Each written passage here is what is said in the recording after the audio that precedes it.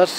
Erkan Yavuzer'le birlikteyiz. Erkan Yavuzer gerçekten de müzikte yani rengi, tadı, tınısı farklı olan bir sese sahip. Teşekkür ederim abi. Rica ederim. Evet. Şimdi şöyle başlayalım. Erkan Yavuzer kim? Yani bizler biliyoruz tabii ki ama belki tam olarak bilmeyen dostlarımız var. Sadece dinliyorlar ama Erkan Yavuzer'in yaşantısına dair, hayatına dair pek bilgi sahibi değiller. Ben aslen Ozatlıyım ama burada doğdum, büyüdüm tabii Ovacık'ta. Bu su kenarında. Yani babam memurdu. Birkaç ile tayin çıkınca ta Ankara'ya kadar gittik. Ama her yaz ya en az 2-3 kere gelirim ben bu taraflara. Nasıl? Toprak çekiyor bizi. Buranın aşkı farklı değil mi? Yani? Peki müziğe ilk senin merak salman, ailede başka enstrüman çalan, söyleyen var mı? Vardı, abim öğretmendi. O dönemler öğretmenler mandolin çalardı. Sonra bağlamaya biraz merak sarmıştı. Onu da gördüm ben ilk. Söylerdim de çalamazdım. Daha sonra bir heves üzerine gittim, öğrendim öyle. İyi ki de yapmışım. Biraz gitar da çalarım. Gitar, bağlama ve gitar değil mi? Evet. O zaman daha konuşacağız, sohbetimizi derinleştireceğiz ama senden bir eserini dinleyelim istersen. Beste söyleyeyim hep, değil mi abi? Tabii. Beste söyleyeyim ben. Kendi bestelerini okursan.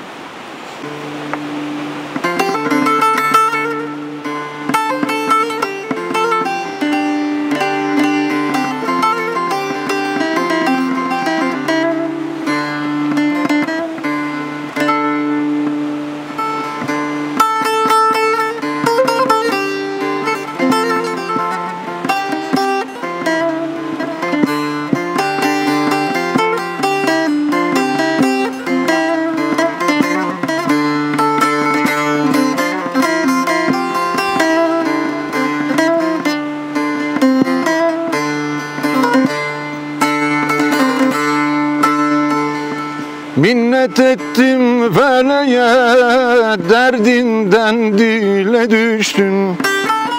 Savruldum köşe bucak, zamansız yere düştüm. Gittin o yollardan, gelmedin yar, gelmedin. Gel yoluna sevdim, bu gönlüm huzur bulsun. Gel yoluna sevdim, derdin huzurum olsun. Gittin o yollardan, gelmedin yar, gelmedin. Gel yoluna sevdim, bu gönlüm huzur bulsun. Gel yoluna sevdim, derdin huzurum olsun.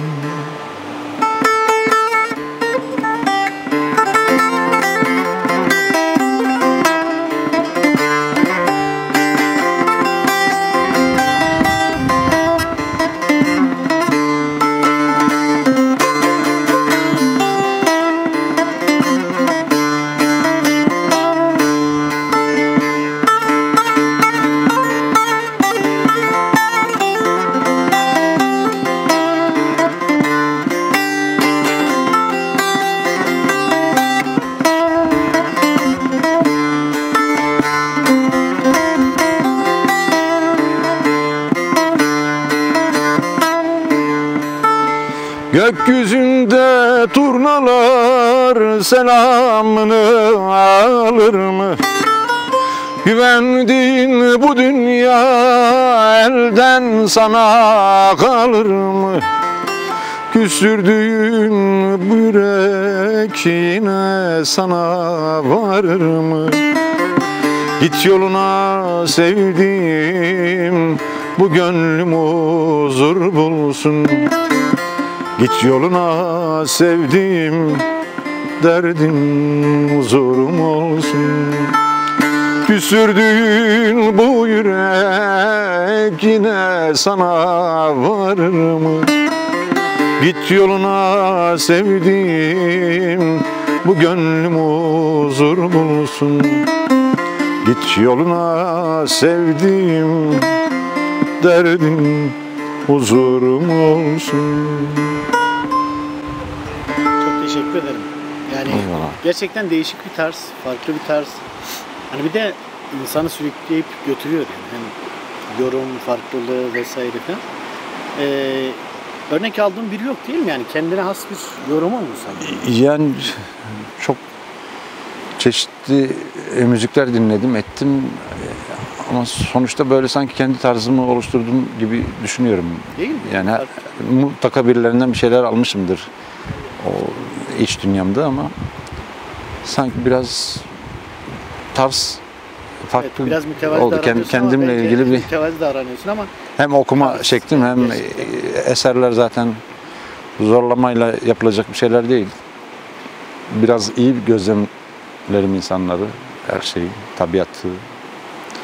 Onlar sanki biraz artı gibi evet. bir yerlerden çıkıyor O karşıma. ha deyince bir eser yapılmıyor değil mi? Yani bir duygu yoğunluğunun olması lazım vesaire. Birikiyor, demlenme işte. Yani bir kelime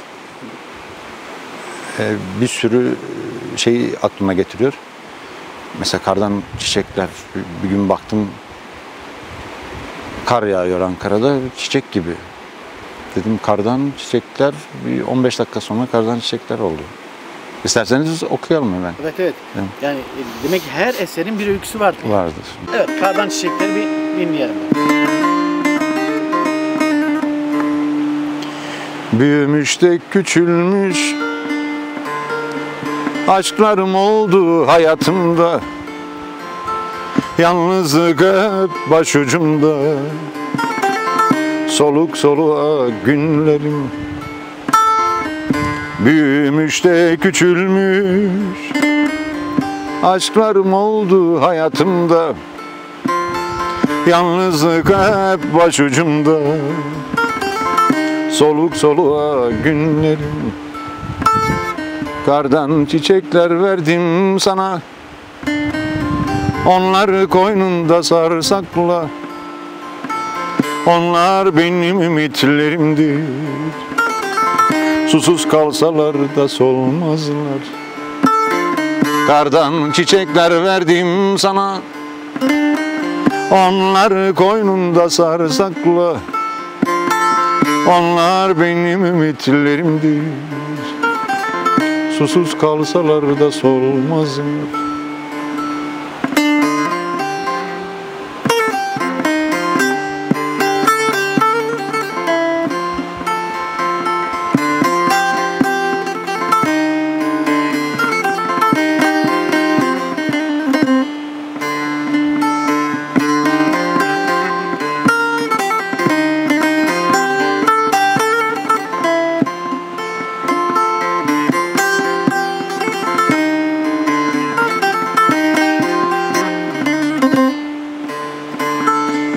Yürümüş de yorulmuş, düşlerim oldu hayatımda.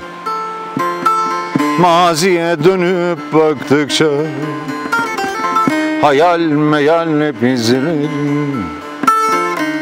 Yürümüş de yorulmuş, düşlerim oldu hayatımda.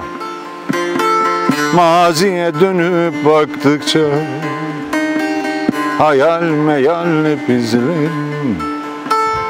Kardan çiçekler verdim sana, onları koynunda sarsakla. Onlar benim ümitlerimdir, susuz kalsalar da solmazlar. Kardan çiçekler verdim sana, onları koynunda sarsakla. Onlar benim ümitlerimdir, susuz kalsalar da solmazlar. Eyvallah, teşekkür ederim. İmge gücü de çok sağlam tabii ki.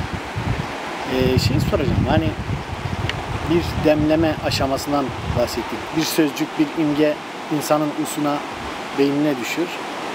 Ondan sonra yüreğine ve demleniyor. Bu bir süreç alıyor tabii. Yer ve mekan, mesela diyelim yani Dersim'de olmam bunu etkiliyor mu ya da Ankara'da olmam bunu etkiliyor mu? Yani tabii şimdi şöyle bir şey. Mesela çok hareketli şarkı yapamıyorum. Yani ruh halin neyse. Burada çok fazla bir şeyle uğraşamıyorum çünkü su sesini dinlemekten ilk defa işte bir ay önce falan 2 tane beste yaptım Ovacık'ta. Geri kalan tabii hepsi Ankara. Bir de Erzincan'da askerliğimi yaptım. Birçok şarkı aslında başlangıcı orasıdır. Evet. 98'den beri bir mektup bile yazamayan bir adamdım. Bir şeyler yazmaya başladım, bilmiyorum. Yani kolay kolay yani okuma yazmadan değil ama şeyden İşte mektup bile yazamayan bir adam, işte şarkı yazmaya başladım. Öyle o durum. Askerlik süreci mi tetikledi acaba bunu?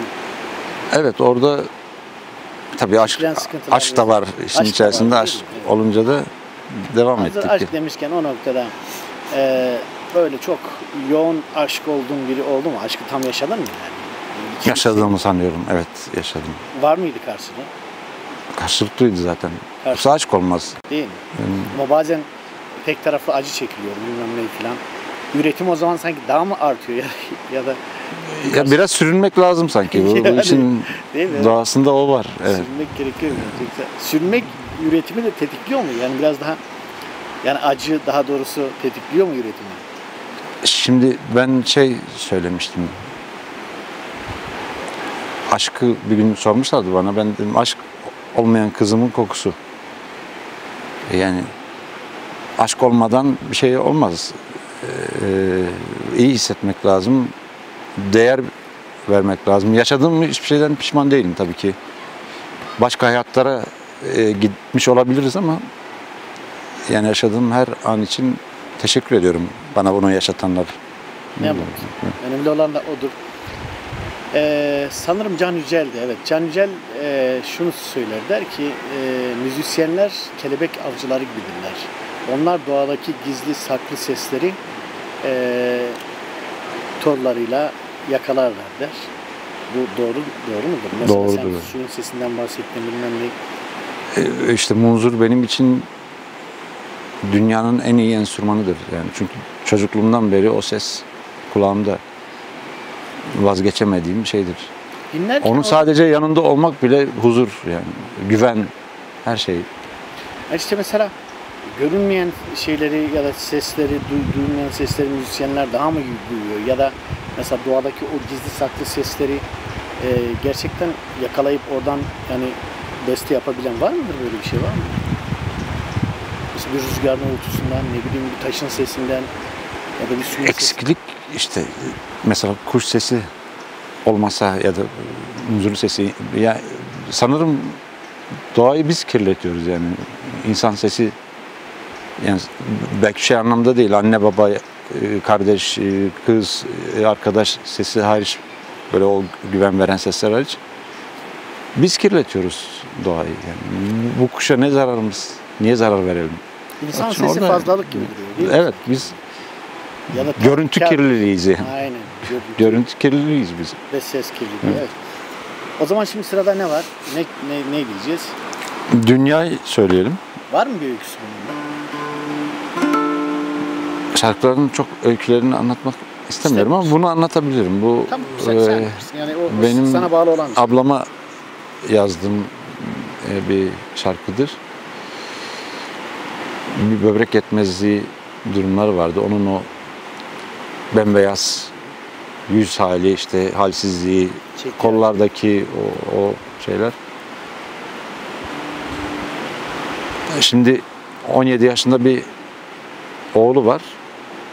Uzun süre bir çocuk sahibi olamadılar. Sonra işte böbrek yetmezliği teşhisi konuldu. O,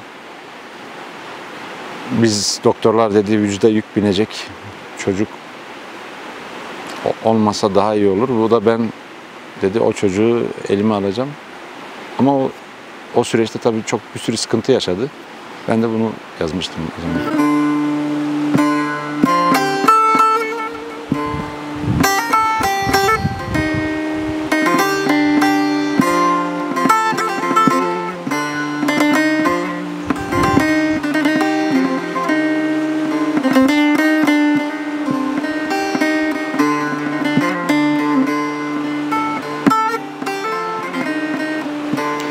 Ölüm olsam Zulüm olsan ak gerdanlı, gelin olsan bitmeden hep sonum olsan. Senin derdin hiç bitmiyor dünya. Ölüm olsan, zulüm olsan ak gerdanlı, gelin olsan bitmeden hep sonum olsan. Senin derdin hiç bitmiyor dünya. Ne verdin ki ne alasın, hem yıkıla hem yanasın. Sonsuza dek dert bulasın. Senin derdin hiç bitmiyor dünya. Ne verdin ki ne alasın, hem yıkıla hem yanasın. Sonsuza dek dert bulasın. Senin derdin hiç bitmiyor dünya.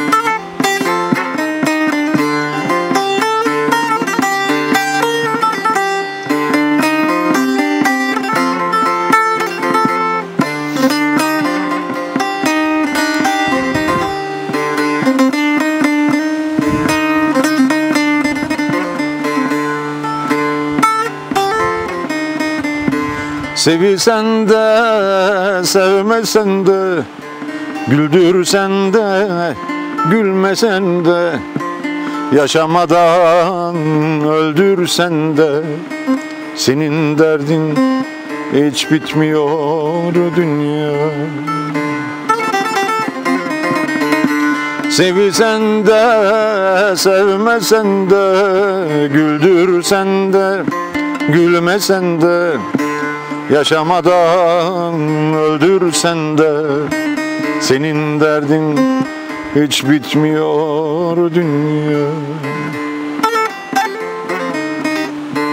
Ne verdin ki ne alasın, hem yıkıla hem yanasın.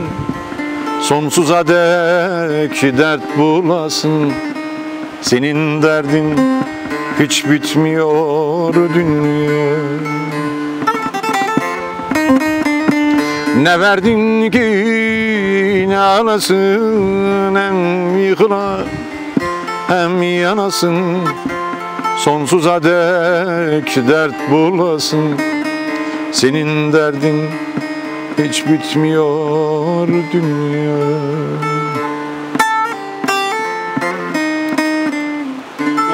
Dünyanın derdi bitmiyor gerçekten de. Hele bu içinde olduğumuz süreç, bu hastalık süreci, bütün dünyayı etkilemiş bir hastalık süreci var. Onun dışında ülkemizde bir ton sıkıntılar var gerçekten.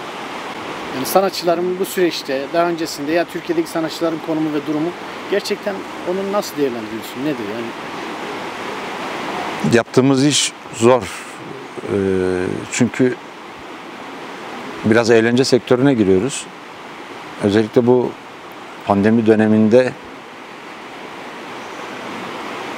bir 5-6 ay yani hiçbir iş yapmadan oturduk. Her olay bizi ilk etkileyen durumda, yani bizim sektörü etkileyen durumda. Onun için işimizin çok zor olduğunu düşünüyorum. Yani bir şey, hele özellikle üreten insanlar olarak bir şey yapıp ortaya koymak hayatımızda hem maddi hem manevi anlamda çok şey götürüyor. Sadece çok basit bir işle uğraştığımızı düşünüyor insanlar. Öyle değil. Yani bizim yaşantımız özellikle bu süreçlerde daha zor durumlara gidiyor. Şuna mücadele edeceğiz, yani değişecek bir şey yok. Yani dik duralım ki birilerine örnek olalım. Evet. Yani o. Ama gerçekten bu üzücü bir şey. Yani kendi sanatçısına, ben hep söylerim, kendi aydınına, kendi delisine ve sanatçısına sahip çıkamayan bir ülke, yani ulus bilincini, ülke bilincini yerine getirememiştir. Eksiktir yani. Bir yönüyle öyle düşünüyorum. Ben hep kendimi şöyle diyorum, içinizden biriyim. Ama benim başka bir yeteneğim var, senin başka vardır. Kimse kimseden üstün değildir. Ama eğer anlattığımız kelimeler başkalarına benzemeden orijinal bir tanımlar gerektiriyorsa o zaman biraz sahip çıkın demek yani. O. Ve onu söylemeye çalışırken bile insan eziliyor değil mi? Yani? Tabii ki. Yani, zor durumda olan bir sürü sanatçımız var ama çıkıp da diyemiyor kendi böyleyim ya da sıkıntı yaşıyorum diyemiyor tabii. Sahiplenmek gerekiyor. Ben şey söylüyorum, bu örneği veriyorum. Yani Sılo Kız ya da onun gibi değerler. Hayattayken değeri bilinmeli. Öldükten sonra istediğin kadar değerini bil yani. Bir şey fark ettirmiyor. Onun bilmediysen türkülerin şarkılarının kıymetini bil bari. Mesela Mahsuni'den, Neşet Ertaş'tan da onlar da çok güzel hayatlar yaşayıp da bu dünyadan göçmediler ama en azından türküleri, şarkılarının kıymetini bilmesi gerek. Evet, evet. Yani ona değil ama en azından onlara değer vermek. Umarım öyle bir çağ ve zaman da gelir. Sadece bu sanatçı ve sanatçıların değeri değil. Aslında mesela yani böyle yerelde baktığımızda Dersim'de hep şikayet ediyormuşuz gibi görünüyor ama eksikleri görünce de insan söylemek zorunda kalıyor. Yani sanırım birçok şeyimize sahip çıkamıyoruz yani. Böyle Frikte'deyi ne zaman bulduk biz? Yani şuradan toplasan 20 yıl ya var ya yok. Ama o adam zaten hayatta biriydi yani içimizden biriydi. Sonradan geç nasıl bir değer olduğu ortaya çıktı. İşte bunlar kötü şeyler. Hayattayken sahip çıkmak lazım o insanlara. Aynen. Mesela bakıyorsun artık dil boyutunda baktığında kayıp çok. İtikat, inanç boyutuna baktığında yine çocuklarımıza ve gençlerimize yani bugün kendi yolumuzu doğru dürüst öğretemiyoruz. Yani o çocuklar hani boyunlarına bir kılıç astıklarında inançlarının o olduğunu düşünüyorlar mesela. Onun dışında gelenek ve göreneklerimizin iyi tarafını aktaramıyoruz. Şimdi nesil daha da farklılaştı. Şimdi betonların arasında sıkışmış, öyle yetişen bir nesil geliyor. Onlar bizim hani kendi jenerasyonumuza, bizden öncekilere baktığımızda daha farklıydılar. Yani, şimdi Ovacık genelinde düşünürsek burası tabii son dönemlerde bayağı bir popüler bir yer olmaya başladı. Ama ben şeye dikkat çekmek istiyorum. Burası tabiat herkesindir. Asla ben buralıyım diye buraya sahip çıkmak anlamında demiyorum. Gelin, gezin. Bu sizin, tabiat sizin. Ama ne olur şu çöpleri atmayın sağa sola. 10 tane poşette gelip bir tane niye götürmüyorsunuz? Yani çok her taraf böyle artık sağ olsun buradaki arkadaşlar duyarlılar. Nereye giderlerse gitsinler o çöpleri topluyorlar ama sahip çıkın yani ne var? Ne kalacak bize? Bizden sonrakileri düşünmek lazım. Ya çok denk geldik. Mesela vadide giderken şişeyi fırlatıp atandan tut bilmem neydi yani. Sanırım bu konuda da bir eğitim yetersizliği mi var?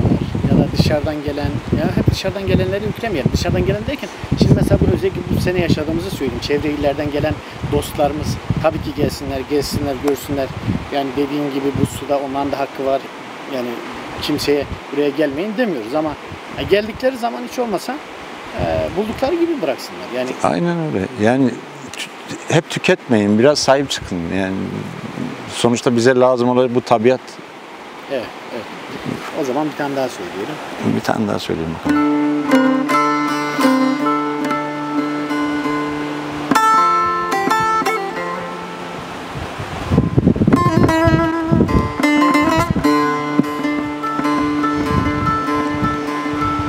Şu yüce dağları kaldır aradan,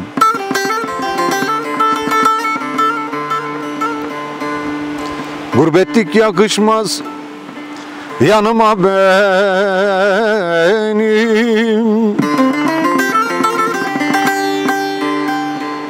Munzur suyu oldu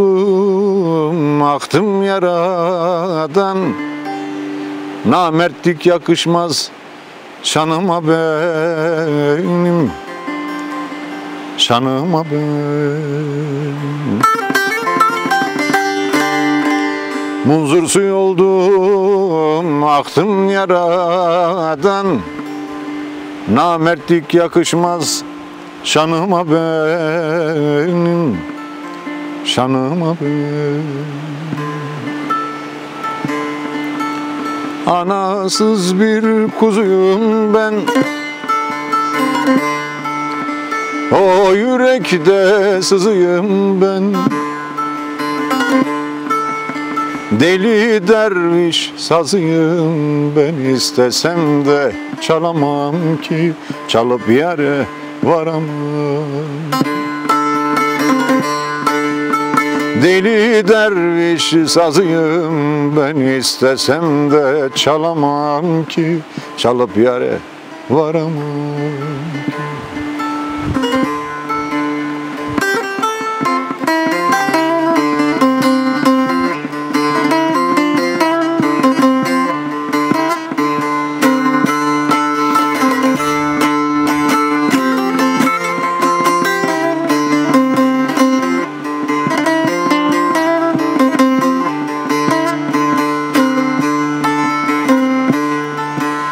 Cahil ile etme sohbet,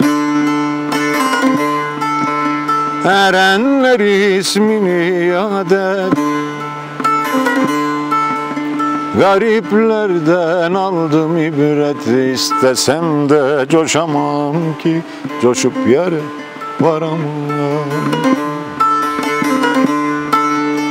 Gariplerden aldım ibret, istesem de coşamam ki, coşup yere varamam ki.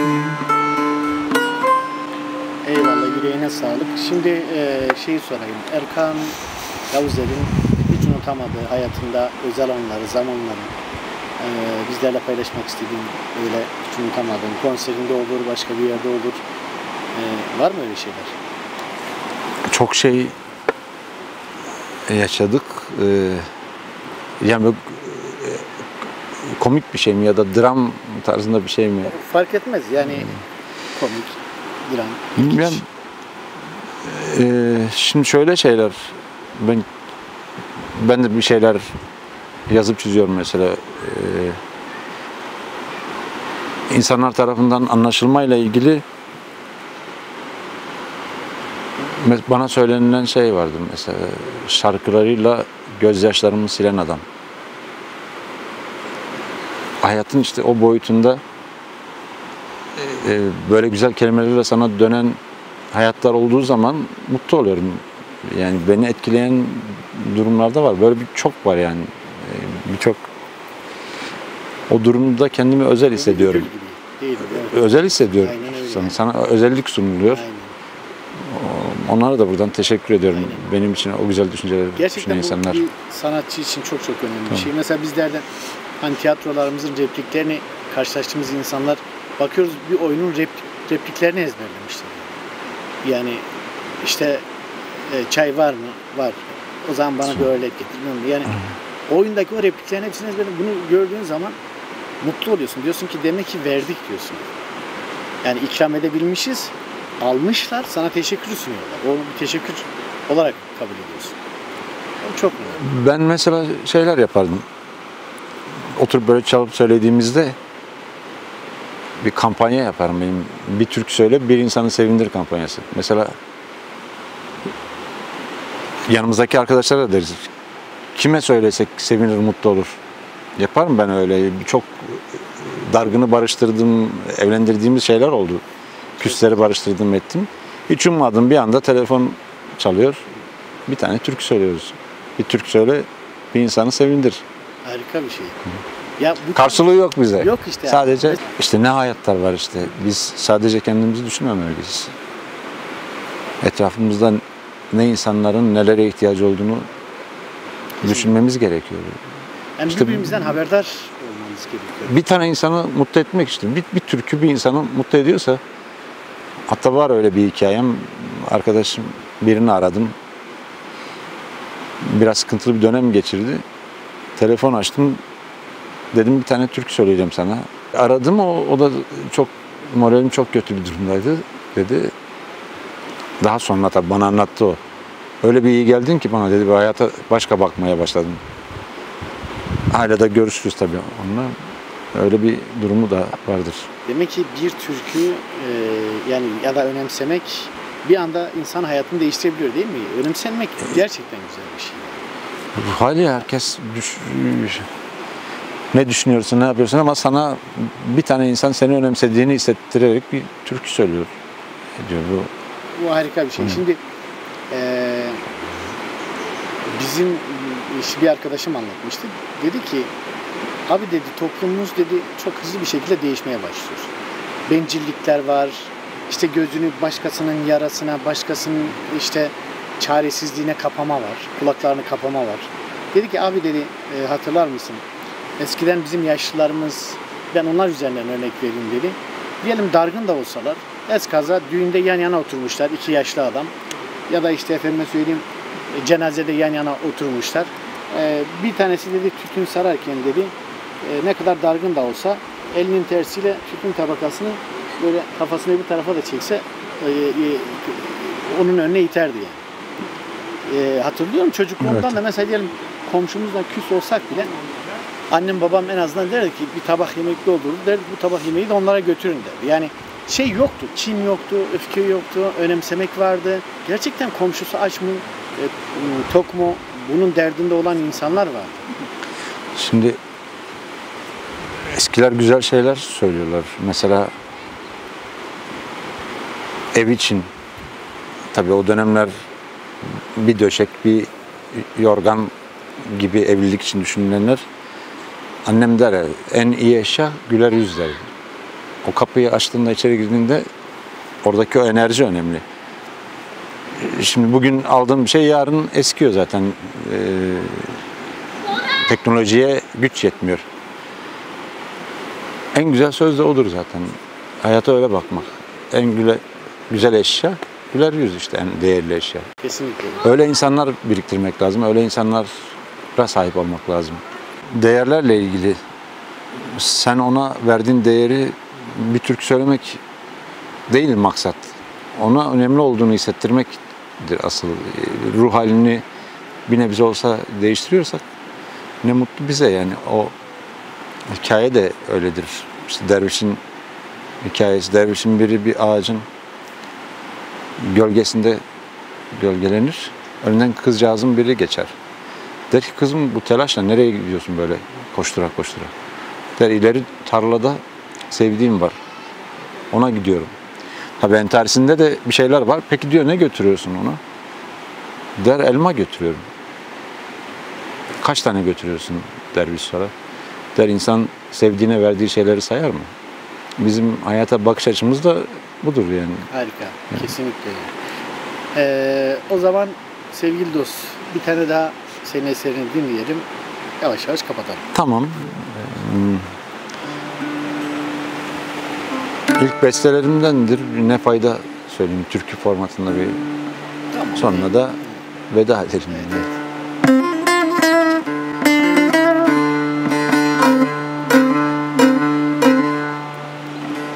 Beyaz sinesine başım koydum, beni bir kenara attın sen bugün.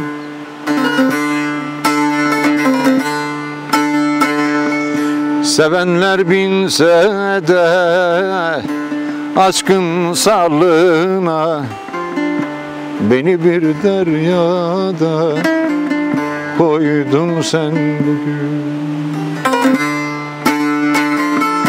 Sevenler binse de aşkın sarlığına, beni bir deryada koydun sen bugün.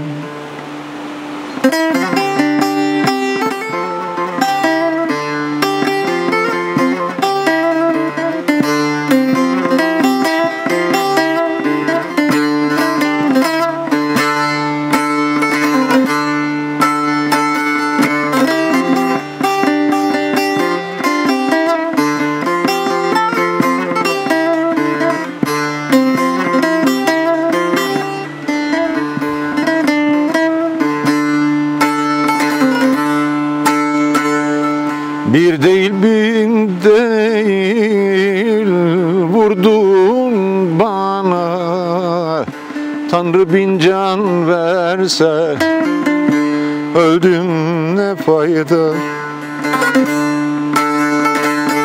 Gönüller ayrıysa aşkın yolunda, önüne bent kursan durmaz ne fayda.